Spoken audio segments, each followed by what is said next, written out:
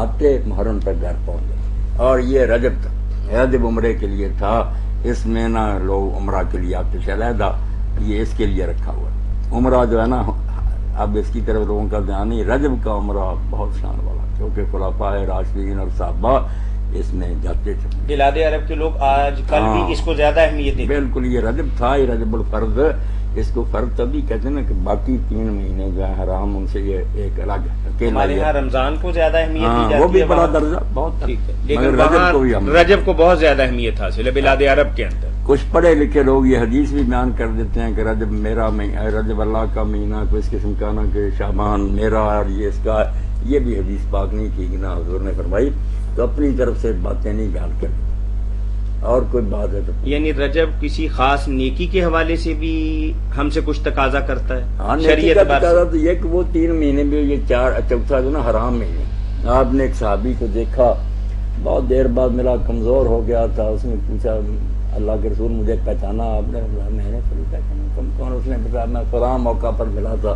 تو آپ نے فرمایا یہ تیرا حال کیا ہو گیا؟ اس نے کہا میں تو آپ کے پاس جانے کے بعد میں روزے ہی رکھتا رہا. اور میں بہت فرق جو اتنے روزے نقلی رکھے، تیرے لیے اتنا ہی کافی ہے کہ جو حرام مہینے ہیں نا ان مہینوں میں 3 روزے رکھ لیا کر، یہی کافی. اس لیے 3 وہ حج والے اور اس مہینے میں بھی روزے رکھنا نیکی. یعنی رجب کے اندر روزوں کا خاص طور پہ اہتمام کرنا اشہر حرم میں ہونے سے یہ وجہ ہے نا، یہ ایک شریعت کے اعتبار سے پسندیدہ ہے. باقی اس مہینے میں کسی قسم کے رسومات، کوئی نماز نہیں، الگ کوئی اور بات نہیں، اس کا کوئی تصور. کئی نمازیں بھی لوگوں نے بنائی وہ نہیں ٹھیک. ٹھیک ہے، جزاکم اللہ خیر. نہیں کھائیں، لکھ کے دیں. میرے تو یہاں لے آئے فتاوا آن لائن پر، جتنے بیٹھے ہوں گے نا سب کھائیں پئیں گے. کھانے میں ہمیں کیا تکلیف ہے؟ مولانا نے فرمایا کہ کچھ ملے نہ ملے ہم تو اس مہینے کے حوالے سے جو ایک رسم ہے کہ کنڈے امام جعفر صادق علیہ الصلوۃ والسلام کے نام پر دیے جاتے ہیں، اس کا شرعی اعتبار سے کوئی حکم نہیں، کوئی بالکل نہ کوئی ایسی رسم ہے کہ جس کا دین کے ساتھ تعلق ہو. بس مولانا نے اس مہینے کے حوالے سے ایک بات بتائی جو بہت اہم ہے کہ اشہر و حرم میں سے یہ ایک مہینہ ہے اور اس میں نفلی روزے رکھنا بڑی فضیلت اور بڑائی والی بات. عمرہ کے لیے جانا بھی اچھا. ٹھیک جی، السلام علیکم ورحمۃ اللہ. وعلیکم السلام. جی اکرم عرض کر رہا ہوں فیصل آباد سے. جی بھائی فرمائیے. جی سر، وہ ایک آدمی نے میرے ساتھ فراڈ کیا تھا تقریباً 10-11 لاکھ روپے کا. اچھا جی، اس نے مجھے چوری کا سوتر دے دیا تھا. اس نے کیا بھیجا تھا؟ سوت دھاگا. اچھا، چوری کا بھیج دیا آپ کو؟ چوری کا بھیج دیا، میں نے پورے ریٹ سے خریدا تھا. ہاں ہاں. تو جن کا مال تھا وہ پولیس لے کے میرے گھر میں آ گئے، وہ مال اپنا لے گئے، لیکن وہ پارٹی جو تھی نا جن سے میں نے لیا تھا وہ بھاگ گئی تھی. ٹھیک ہے. وہ پولیس والوں سے تو میں نے جان چھڑوا لی، ان کا مال ان کو واپس کر دیا. ٹھیک ہے. آج وہ آدمی میں نے پکڑ کے تھانے میں دے دیا ہے. بندہ آپ نے بھی پکڑ لیا؟ جی، میں نے جس سے لیا تھا وہ اس کو میں نے پکڑ کے تھانہ غلام احمد آباد میں بند کروا دیا ہے. اس کے لیے کوئی دعا کر دو کہ میرے پیسے جو ہے وہ مجھے مل جائیں. یہاں ایک تو میرے بھائی آپ کا مسئلہ بھی حل کرنا ہے انشاءاللہ بتاتا ہوں. اصل میں شرعی مسئلہ جو ہے نا اس کے خلاف قانون بنا ہوا ہے. جس آدمی کے پاس چوری کا مال نکلے نا، اگر اس کی شہرت بری نہیں اور لوگ بھی گواہی دیتے ہیں کہ یار یہ چوروں کا جالو نہیں، نہ یہ ایسا کام کرتا ہے، دھوکے سے کوئی دے گیا، تو اللہ کے رسول نے یہی کہا کہ جو مال ہے نا اس کا مالک اگر آئے تو اسے لے نہیں سکتا. لینا چاہتا تو تمہیں پیسے دے جس سے اس نے خریدا، ورنہ اپنے چور کا پیچھا کرے. تو چور کو ڈھونڈے، اس غریب پر کیا بدنام نہ ہو. بات سنار وغیرہ جو کرتے کام یہی ہے، ایسا نہ ہو، بدنامی نہ ہو.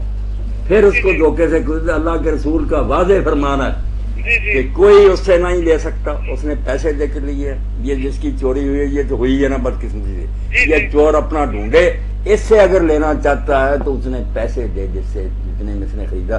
یہ تو مسئلے کی بات رہ گیا کہ آپ کے پاس ظلم ہوا، جان پولیس سے چھڑائی، پیسے دینے پڑے ہوں گے، اب خوش قسمتی سے وہ پھنس گیا. تو آپ نا یہ پڑھنا میرے بھائی شروع کریں، لا الہ الا اللہ الملک الحق المبین. یہ 100 مرتبہ تو ضرور پڑھا کریں نا. سر ریپیٹ کر دیں دوبارہ. لا الہ الا اللہ، یہ تو ہے ہی ہے نا. آگے ہے الملک، الملک، جی، الحق، الحق، المبین. جب لا الہ الا اللہ الملک الحق، मिला कर पढ़ेंगे ना, वो तो मैंने आपको लिखवाने के लिए ला इलाहा इल्लल्लाहुल मलिकुल हक्कुल मुबीन। ठीक है सर। आगे में ये पढ़ें और फजर के वक्त ना 41 बार या अजीजो भी पढ़ा के, नमाज फजर के बाद 41 बार या अजीजो, या अजीजो। हाँ ठीक है सर, ठीक है। और लोग भी सुनने, चलो भाई के अलावा भी बहुत लोग परेशानियों में मुबतला के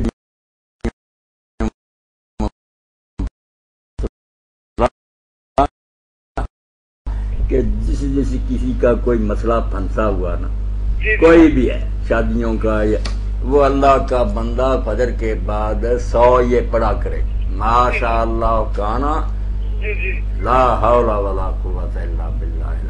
यही मियाँ साहब लेकर भी लोगों को दिया करो ना इदारे के चल, माशाअल्लाह काना ला हौला वला कुव्वता इल्ला बिल्लाह 100 इंशाअल्लाह मसले हल होंगे।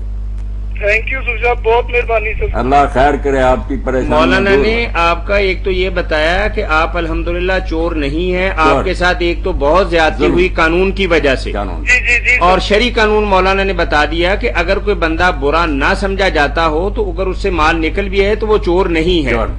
आपने एक तो 11 लाख का माल दिया होगा, एक तो 11 लाख का माल वापस किया होगा, पुलिस को भी 1.5 लाख दिया होगा अपनी पारसाई के लिए। बिल्कुल दिए हैं सर, दिए हैं। बेइज्जती अलग हुई, रुसवा हुए। जी चलिए अल्लाह ताला आपका मामला आसान फरमाए। रसूल अलैहिस्सलाम ने बहुत प्यारी बात कही कि अगर वो आदमी बदनाम नहीं ना हो, उसका कोई कारोबार को धोखे से दे गया तो जिसका गुम हुआ वो नए को क्यों फंसाए, अपना चोर ढूंढता फिर, इससे लेना चाहता तो पैसे उतने दे दे और ले रहे इससे मार। चलें, बहुत शुक्रिया। ये रजब के हवाले से मौलाना बात होगी, तो कुरान करीम के हवाले से एक सवाल हमारे पास आया है। तो भाई ने लिखा है कि कुरान करीम के इब्तदाई पारों में ये अल्लाह ताला फरमाते हैं कि जिहाद फर्ज है और जिहाद ना करने वाले मुनाफिक या काफिर हैं। क्या लिखा है कि अल्लाह ताला ने कुरान करीम के इब्तदाई पारों में जिहाद की फर्जियत की बात की है और जिहाद ना करने वालों को पहले काफिर लिखा था, फिर बाद में काट के मुनाफिक लिखा है। तो भाई ने पूछा है कि इस जिहाद से क्या मुराद है, वजाहत फरमाते हैं। पहले कॉल ले लेते हैं जी, फिर वजाहत ले लेते हैं। अस्सलाम वालेकुम व रहमतुल्लाह। जी अस्सलाम वालेकुम। आ जाते हैं मौलाना, आ जाते हैं। माएँ कहती है ना कॉल मिलाएं, बाद में मिल जाए तो हम बात कर लेते हैं। कोई बात नहीं। जी अस्सलाम वालेकुम। जी अस्सलाम वालेकुम। जी फरमाइए। आप बोल रहे हैं? जी मौलाना मोहम्मद इसाक साहब बोल रहे हैं।